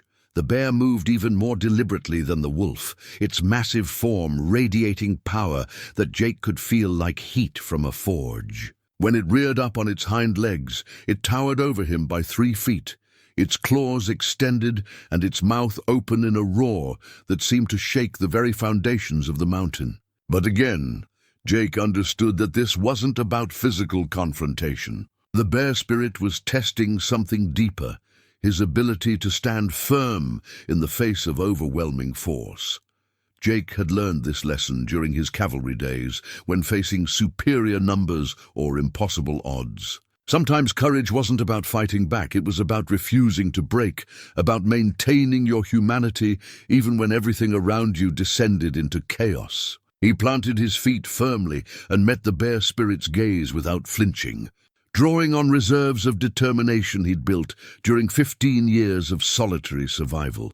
The bear guardian held its pose for what felt like an eternity, its massive bulk looming over Jake like an avalanche waiting to fall. Then gradually it lowered itself back to all fours and moved aside with something that sounded disturbingly like a chuckle. The birdwoman approached last, and she was by far the most unsettling of the 3 guardians. Her wings were those of an eagle, but they spanned 12 feet and seemed to be made of shadow rather than feather. Her face was beautiful in an alien way, with features that were technically human, but arranged in proportions that created an effect of profound otherness. When she spoke, her voice was like wind through a bone flute. "Jake Morrison," she said, and hearing his name spoken by this supernatural entity sent chills racing down his spine. "You seek to claim one who belongs to the spirits. What gives you the right?" This was different from the previous tests. The birdwoman wasn't testing his physical courage, but his understanding of what he was attempting.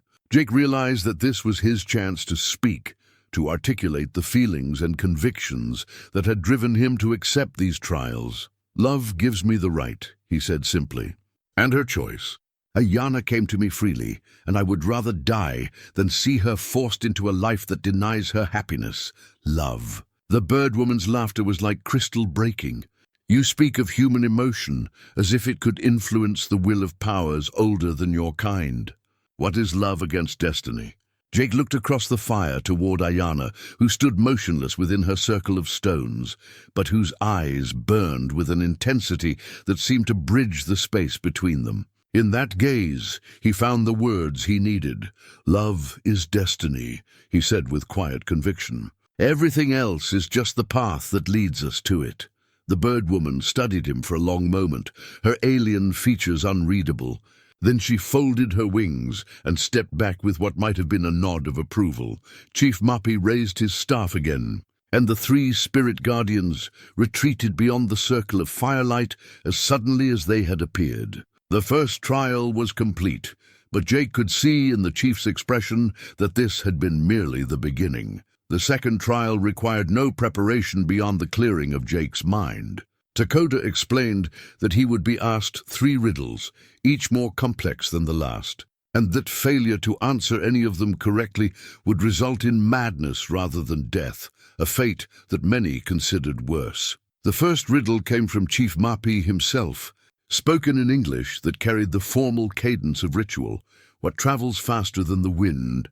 strikes deeper than any blade, and leaves no mark that can be seen, yet changes everything it touches. Jake considered the question carefully, aware that his answer would determine whether the trials continued. The riddle was about something invisible yet powerful, something that could transform without leaving physical evidence. After a moment of contemplation, the answer came to him with sudden clarity. "Truth," he said. A murmur of approval rippled through the assembled tribe, and Chief Mape nodded before speaking the second riddle. What grows stronger when divided becomes more valuable when given away, and can defeat the mightiest warrior without raising a hand. This one was more complex, requiring Jake to think beyond literal interpretations, something that gained power through division, that increased in value when shared, that could conquer through gentleness rather than force. He thought of his time with Ayana, of how their shared love had multiplied rather than diminished with expression.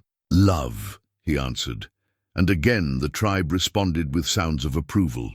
The third riddle was the most challenging, spoken by an elderly woman whose painted face marked her as a keeper of sacred knowledge. What is born in darkness, nourished by pain, and can only reach its full strength by embracing that which would destroy it? Jake felt the weight of this question settling around him like a physical presence. This wasn't just a test of cleverness. It was a probe into his understanding of spiritual transformation, of the paradoxes that governed growth and change. He thought of his own journey, of how his greatest losses had led to his deepest insights, of how Ayana's flight from her people had brought her to exactly where she needed to be. "Wisdom," he said finally. "Wisdom is born in the darkness of ignorance, nourished by the pain of learning, and only reaches its full strength when we embrace the very experiences that challenge everything we thought we knew." The silence that followed his answer seemed to stretch for eternity.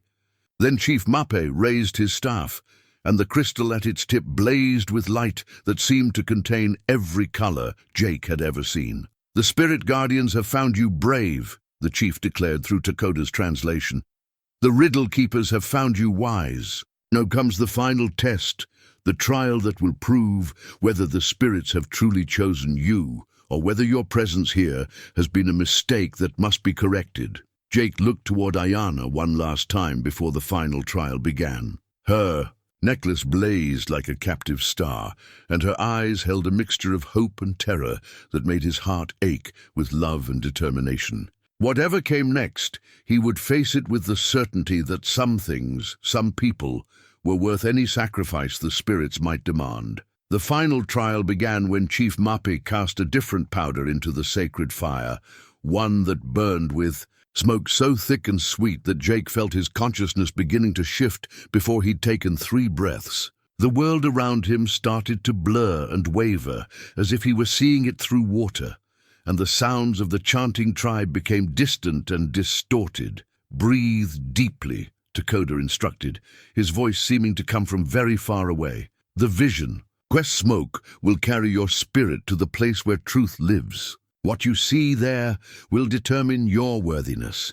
Jake tried to maintain his focus on the physical world, the fire, the circle of stones, Ayana's glowing form across the ceremonial space, but the smoke was already working its way into his bloodstream, carrying him away from ordinary reality into realms where different laws applied.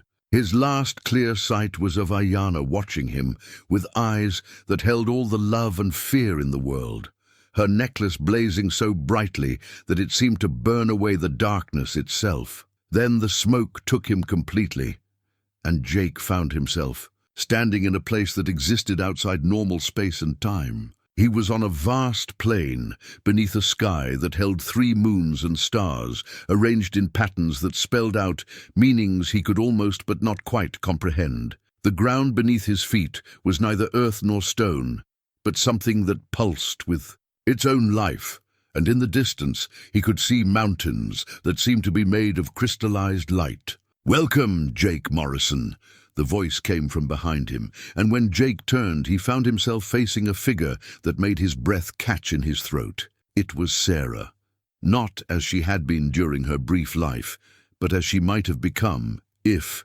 time and circumstance had allowed her to reach her full potential. She was radiant with a beauty that transcended the merely physical, her presence filling the strange landscape with warmth and love. Sarah? Jake's voice sounded strange in this place, carrying harmonics that hadn't been there in the physical world. "I am here to help you understand," she said, her smile as gentle as he remembered, "to show you truths that your heart knows, but your mind has been afraid to accept." She gestured toward the crystalline mountains, and suddenly Jake could see scenes playing out within their faceted surfaces like images in a vast collection of mirrors. He saw his life with Sarah, their courtship, marriage, the joy of her pregnancy, and the devastating loss that had followed. But now he could see it from a perspective that transcended his human limitations. "Our love was real," Sarah said softly, "but it was also preparation. I came into your life to teach you how to love completely, how to open your heart despite the risk of loss.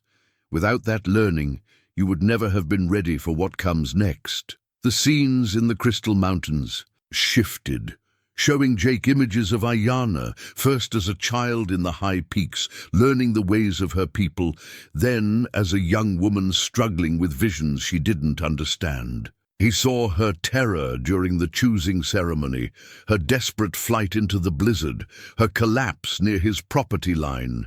"She has been prepared as well," Sarah continued, "taught to be strong enough to leave everything she knew, brave enough to trust a stranger, wise enough to recognize love when it appeared in unexpected form." Jake watched the crystalline scenes with growing understanding. This wasn't about coincidence or chance. It was about a design so vast and complex that human minds could only glimpse fragments of its true scope. "But the choice is still yours," Sarah said, and her expression grew serious. "The spirits can arrange circumstances, can bring souls together across impossible distances, but they cannot force the human heart to choose love over fear. That decision must come from you, freely given and fully understood." The landscape around them began to shift, and Jake found himself standing at the edge of what could only be described as an abyss. It stretched away into darkness so complete that it seemed to swallow light itself, and from its depths came whispers that spoke of every fear, every doubt, every moment of despair he'd ever experienced. "This is what you must cross," Sarah explained, "not by walking, but by choosing to believe in love despite everything that counsels against it. Your mind knows all the reasons why this relationship cannot work: cultural differences, the hostility of her people, the practical impossibilities of building a life together. The abyss is fed by those doubts." Jake stared into the darkness and felt its pull like a physical force. It would be so easy to give in, to let the rational objections overwhelm his emotional certainty. He could return to his solitary existence in the valley, convince himself that what he felt for Ayana was merely loneliness and desire, rather than the deeper connection his heart insisted it was. "Or," Sarah said, her voice carrying all the love and wisdom he'd ever associated with her, "you can choose to trust what your spirit knows, even when your mind cannot understand it. You can step across this abyss on nothing but faith in love itself." Jake looked at his deceased wife one last time, seeing in her radiant face the blessing he'd never dared hope for. "You really want this for me? For us? I want you to live, truly live, instead of merely surviving in the shadow of what we lost." Sarah's form was beginning to fade, becoming translucent as the Vision Quest smoke started to release its hold on his consciousness. "Love doesn't diminish when it's shared, Jake. It multiplies. What you felt for me prepared you for what you can feel for her, but only if you're brave enough to choose faith over fear." The abyss yawned before him, its darkness seeming to mock the very concept of faith. But as Jake stepped forward, something extraordinary happened. With his first step into the void, light blazed beneath his feet, not solid ground, but a bridge made of pure trust, pure love, pure certainty that some things transcended human understanding. Each step sent waves of illumination racing across the darkness, until the entire abyss was lit from within by a glow that seemed to come from Jake's own heart. And with each step, he felt his connection to Ayana growing stronger, as if the distance between them was being measured not in physical space but in spiritual certainty. When he reached the far side of the abyss, Jake found himself back in the ceremonial circle, but everything had changed. The sacred fire now burned with the same inner light he'd created while crossing the void, and the assembled tribe members were watching him with expressions of awe and acceptance. Most dramatically, Ayana's necklace had transformed. What had been a carved wolf's head was now clearly alive, not physically, but spiritually. The pendant breathed, its eyes tracked movement, and its presence seemed to fill the entire camp, with an energy that made the air itself sing with possibility. Chief Mape stepped forward, his face painted with symbols that seemed to shift and dance in the supernatural light. When he spoke, his words carried the weight of absolute authority and ancient wisdom. "The spirits have given their answer," Takoda translated, his voice filled with wonder. "You have faced the guardians without flinching, solved the riddles without hesitation, and crossed the abyss of doubt on nothing but faith in love itself. The wolf spirit that guards our daughter has awakened to recognize you as her true mate." The chief raised his crystal-topped staff, and the entire camp fell silent. "By the power of earth and sky, of mountain and stream, of ancestors and spirits yet unborn, I pronounce you worthy of the woman chosen for you before your birth." As the words echoed across the camp, the bonds that held Ayana within her circle of stones simply dissolved, as if they had been made of morning mist rather than physical rope. She stepped forward slowly, her movements graceful despite the obvious effort it took to maintain control in the face of the supernatural forces swirling around them. When she reached Jake, the necklace around her throat pulsed once with light so brilliant that it turned night into day for a single, eternal moment. In that flash of illumination, Jake felt something fundamental shift in the very fabric of reality, as if pieces of a cosmic puzzle had finally clicked into place. "My heart," Ayana whispered in English that carried no trace of her usual careful pronunciation. "My soul. My mate chosen by spirits and confirmed by courage." When she kissed him, it was with the passion of a woman claiming her destiny and the tenderness of a soul recognizing its other half. The assembled tribe began to chant in voices that created harmonies no human throat should be able to produce. And the mountains themselves seemed to sing in celebration of a bond that had been written in the stars before either Jake or Ayana had drawn their first breath. The trials were over, but Jake knew that his real journey, the adventure of building a life with this remarkable woman who carried mysteries older than time itself, was just beginning. 3 months later, Jake Morrison stood on the porch of his mountain cabin watching the morning mist rise from the valley floor. But he was no longer the solitary man who had begun each day with cold coffee and the weight of old grief. Ayana emerged from the cabin behind him, her bare feet silent on the wooden planks as she wrapped her arms around his waist and pressed her cheek against his back. "The bread is rising," she said in English that had become as natural as breathing. "And the garden grows well in this rich soil." Jake leaned back against her warmth, marveling as he did every morning at the simple miracle of her presence in his life. The necklace around her throat still glowed faintly in the early light, but it was a gentle radiance now, rather than the blazing beacon it had been during the trials. The wolf spirit within the pendant had settled into contentment, its supernatural hunger satisfied. By the completion of the bond it had been designed to create, their wedding ceremony had been unlike anything either of their peoples had ever witnessed, as each blending of traditions that created something entirely new while honoring the ancient wisdom of both cultures. Jake's simple gold wedding band, worn smooth by 15 years on Sarah's finger, had been melted down and combined with silver from Ayana's tribal heritage to create rings that symbolized the union not just of two people, but of two worlds. The ceremony itself had taken place. At the boundary between Jake's Valley and the high country of Ayana's people, with Chief Mape conducting the tribal rituals, while a circuit preacher from Cedar Falls, summoned by Takoda in a gesture of cultural diplomacy, had performed the Christian rites. Both the wolf spirit in Ayana's necklace and the wooden cross above Jake's fireplace had been present as witnesses, their different forms of sacred power harmonizing rather than conflicting. The practical challenges of their union had proven less daunting than either of them had expected. Ayana's people, having witnessed Jake's passage through the trials and the spirit's obvious approval of their bond, had not only accepted him, but welcomed him as a bridge between their isolated community and the changing world beyond the mountains. Takoda had become not just a brother-in-law, but a friend, visiting the valley regularly to learn about ranching techniques that might benefit his people, while sharing knowledge of mountain lore that made Jake's work more efficient and sustainable. The townspeople of Cedar Falls had been more skeptical initially, but Ayana's obvious happiness and her remarkable skills as a healer and craftswoman had gradually won them over.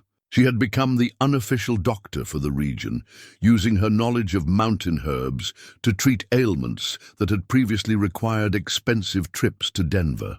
Her beadwork and weavings had found eager buyers among the wives of prosperous ranchers, and her ability to predict weather patterns with uncanny accuracy had made Jake's meteorological advice valuable to the entire community. But it was the smaller, daily miracles that truly defined their new life together. Ayana had transformed the cabin from a functional shelter into a true home, filling it with the scents of herbs and baking bread, the sounds of laughter and conversation, the warmth that came from spaces designed for sharing rather than solitary endurance. She had learned to prepare Sarah's recipes with reverence for their history, while adding her own touches that created flavors Jake had never imagined. Jake, for his part, had discovered reserves of joy he'd thought were buried forever with his first family, teaching Ayana to read from his collection of books, watching her delight in discovering new ideas and perspectives, sharing the sunset ritual that had once been his alone, but was now immeasurably richer for being shared. All of it had awakened, parts of his spirit that had been dormant for 15 years. Their physical relationship had proven to be a revelation that transcended anything Jake had experienced. Even during his marriage to Sarah, the supernatural forces that had brought them together had created a connection that operated on levels beyond the merely emotional or physical. When they made love, it was with an intensity and harmony that seemed to unite them, not just as individuals, but as complementary aspects of something larger than themselves. The changes weren't limited to their personal relationship. Jake's ranch had become more productive under Ayana's influence, as her understanding of natural cycles and plant relationships improved both his crops and his livestock management. She had identified grazing areas he'd never considered, located water sources that had escaped his notice, and established relationships with the local wildlife that eliminated many of the predation problems that had previously plagued his operation. More significantly, their valley had become a neutral meeting ground where members of Ayana's tribe could interact with representatives of the white settlements, without the suspicion and hostility that usually characterized such encounters. Jake's military reputation and his obvious acceptance by the mountain people had made him a natural intermediary, and several potentially violent conflicts had been resolved through negotiations conducted around his kitchen table. The blended wedding rings that symbolized their union had become more than mere jewelry. They were talismans that seemed to enhance their connection to each other and to the land they shared. When Jake worked alone in distant pastures, he could sense Ayana's presence and emotional state through the metal that encircled his finger. When she gathered herbs in the high meadows, she could feel his contentment or concern, as if they were sharing the same heartbeat. As autumn approached and the aspen leaves began their transformation from green to gold, Jake found himself reflecting on the journey that had brought him to this moment. The man who had awakened alone with cold coffee and old grief seemed like a stranger now, someone he remembered but could barely recognize as himself. The love he'd felt for Sarah, rather than being diminished by his new happiness, had been revealed as the foundation that made his current joy possible. Sometimes, in the quiet moments before dawn, when Ayana slept beside him with her dark hair spread across his pillow, Jake would sense Sarah's presence in the cabin, not as a ghost or haunting memory, but as a gentle benediction, a whispered blessing on the life he'd found the courage to embrace. Love, he'd learned, didn't diminish when it was shared across time and circumstance. It multiplied, creating connections that transcended the boundaries of life and death, culture and tradition, reason and faith. The necklace around Ayana's throat pulsed gently as she stirred in the early morning light, and Jake felt the answering warmth from his own ring as their joined hands caught the first rays of sunrise. Somewhere in the high peaks above their valley, he could hear the distant calls of Ayana's people beginning their own daily rituals, while below in the meadows, his cattle moved through their familiar patterns of grazing and rest. All was as it should be, as it had been meant to be from the beginning of time. Jake Morrison, who had once believed that his path in life was fixed and his capacity for love exhausted, had discovered that destiny was not a prison but a promise, and that the greatest adventures often began not with a choice to leave home, but with the courage to finally, truly arrive. The morning mist continued its ancient dance above the valley floor, but now it seemed to Jake like a celebration rather than a shroud, a daily reminder that even the most established patterns could be transformed by the right combination of love, faith, and the willingness to believe in possibilities that transcended human understanding. In his arms, Ayana murmured something in her native language that needed no translation, words of contentment, of gratitude, of a happiness so complete that it seemed to encompass not just their personal joy, but the fundamental rightness of a universe where such connections were possible. The sun climbed higher above the peaks, burning away the mist and revealing the valley in all its autumn glory. And Jake Morrison smiled as he realized that his story, their story, was not ending, but just beginning.